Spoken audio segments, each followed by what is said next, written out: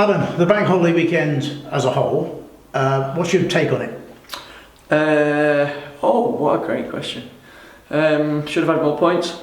I think that's my biggest take. I think reviewing the weekend over the last couple of days, I think if we can put the first 70 minutes up until the goal on Monday and the first half at Fylde, we got a really good performance. I think the good thing for me is it's common denominators that I'm seeing when the performance is dropping off, and certain things, certain reasons. When we looked at the stats and the data over the last couple of days, there's certain things that are evident. So a lot of learning gone on in 2 games, an awful lot of learning gone on in 5 games.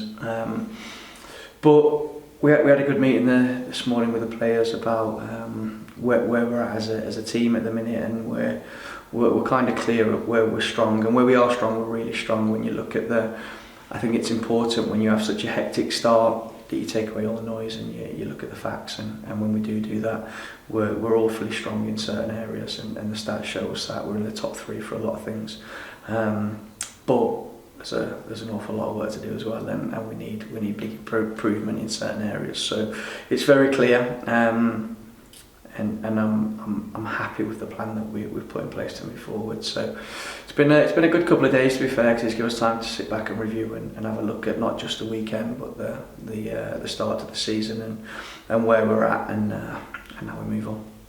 The stats and the data, what have they told you about the areas in which you need to improve? We need to score more. We need to create more than anything. I think out of possession we're very good. I think we're second for our shots conceded, we're second for our expected goals against, and this is not just in our league, this is the North and the South, because the way they do the stats, it's the 2 leagues together.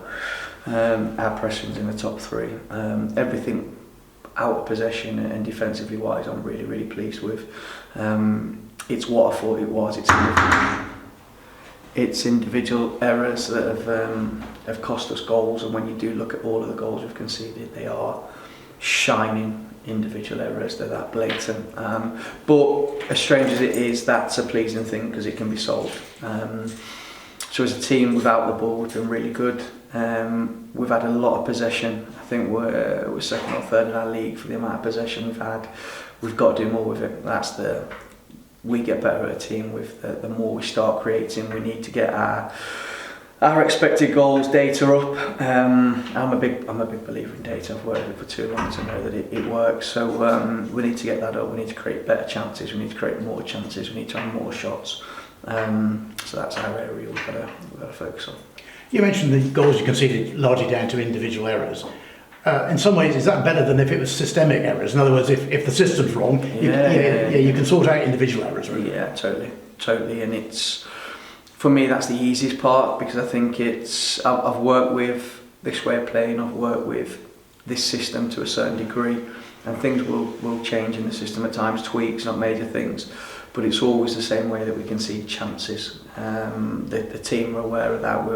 We went over that in pre-season, and it's coming to fruit now. The way we do concede chances, it's always the same way, so we're aware of it. But the way we're conceding goals at the minute is individual errors, and with that, for me, it's an easier fix, because you can work on the situation, the individual, and then you hope the individual gets better, and obviously you give people opportunities and chance to put it right. And then ultimately, if it's not put right, then you change the part. It's the same as anything, isn't it? So we've gone over it. We've highlighted where we need to work on. I think going into Monday, we've done a lot of work on certain areas we needed to fix, and I thought we fixed that. But then other things popped up that we need to go back to the drawing board. But I suppose, as frustrating as it is, that's all part of having a whole new squad. When we spoke last weekend, I sort of distilled it to say that you needed more of a cutting edge, basically, is what you were saying in the attacking third. Are you happy the front players are getting good enough service at the moment?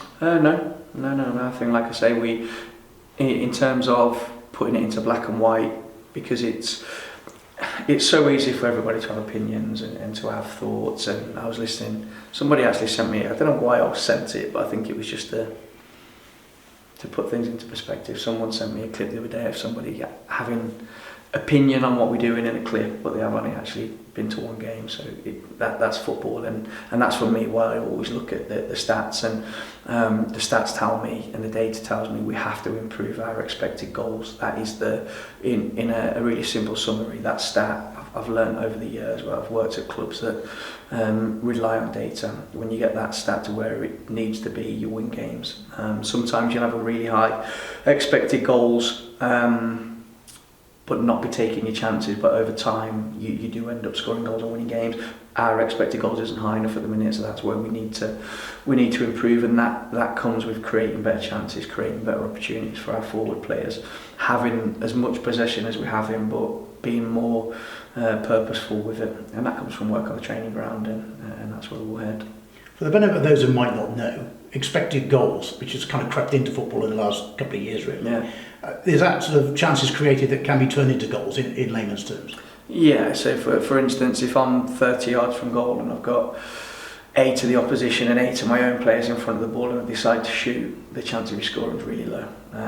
If I'm in an area where I can make a pass and pass to my centre forward who's got one player in front of me and the goal, your chance of scoring is obviously higher. So in simple terms, that's it. There's a lot more that goes into it, but yeah, because we look, it's a respect thing, because we face teams that put so many people behind the ball.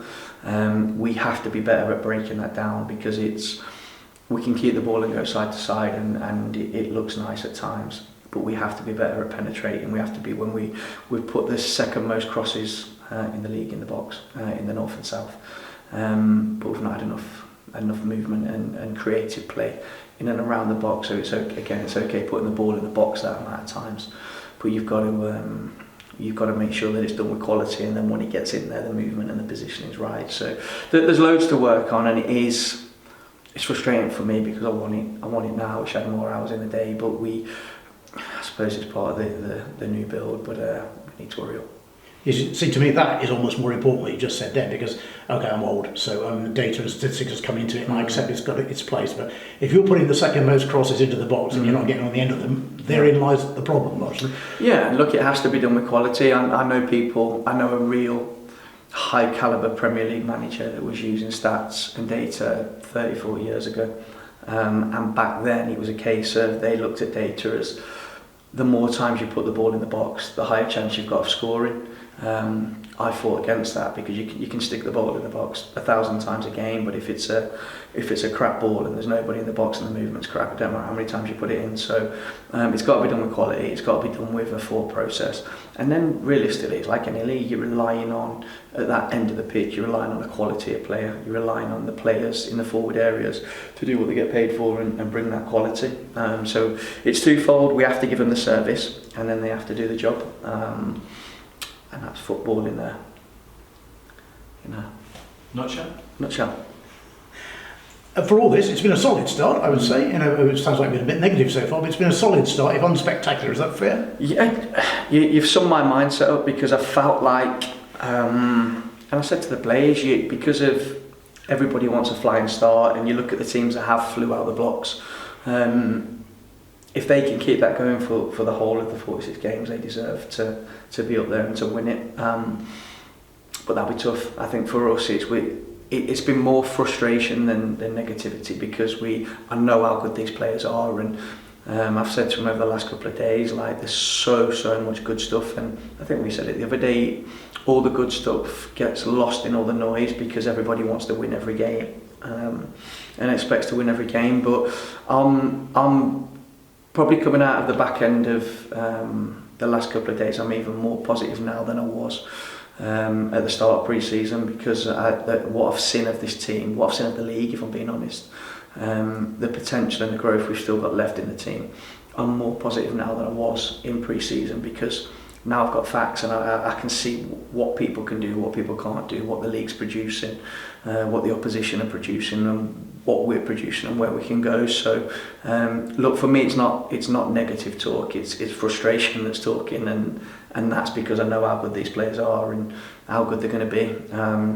I want to speed everything up, which is my frustration. So in terms of the camp, there isn't any negativity. Where, like you say, we're happy with a solid start. Would we like more points? 100%. Should we have more points? 100%. And I think that's where probably my frustration crossovers to negativity because, like I say, the goals that we conceded, we shouldn't. My teams don't concede them goals, so that's the bit we need to cut out. But if we did cut them individual errors out, would be probably Champions League, I think. Since we last spoke, you've brought in Kai Innocent. What's he going to add to the squad, do you think? What he's shown already, I think he hit a brick wall at Fylde on 60 minutes just because he's not played. But up until then, I thought he was outstanding. And then Saturday, Monday, I thought he was outstanding again. He gives us another attacking threat, even though it's coming from a deeper position. I think you see the way he joins in, the quality he brings.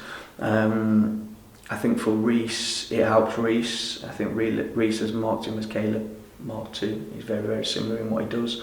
He allows us to be aggressive in 1v1 situations, attacking and defending, because he's got a lot of good attributes there. And look, there's a reason why he won so many awards at Eastbourne last season, because he was outstanding and he was consistent with it. He's not somebody that he's going to be an 11 out of 10 every week, but he very rarely drops below a 7, and you need that in any team. So we're really grateful to get him on board, and he's fitted in perfect. Are you looking to add any more? Always looking to add. I think I said it before in pre-season, we want to be the best version of us we can be. I'm big on giving people opportunity, which we're giving. I think we said it over a couple of games ago. Virtually everybody's had an opportunity now. There's one or two that probably can argue with me that they've not had enough of an opportunity, which is fair. But I'm comfortable with the amount of chances people have had now. So ultimately, once you get to kind of the 10-game mark, you get a feel of what's working, what's not working, what needs to go and what needs to come in. And with this, at this level, the window don't shut really until right near the end. So look, I'll keep pushing, and there will come a time where we have to get out to get in. That's the nature of the business side, and when we need to do that, we'll do it.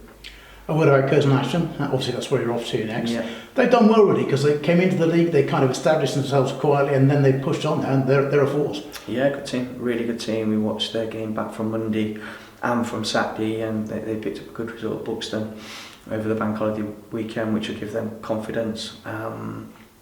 Good pitch to go to, very, very similar to ours in terms of quality. But really, I think the word's tricky, really tricky side. I think they can do bits of everything.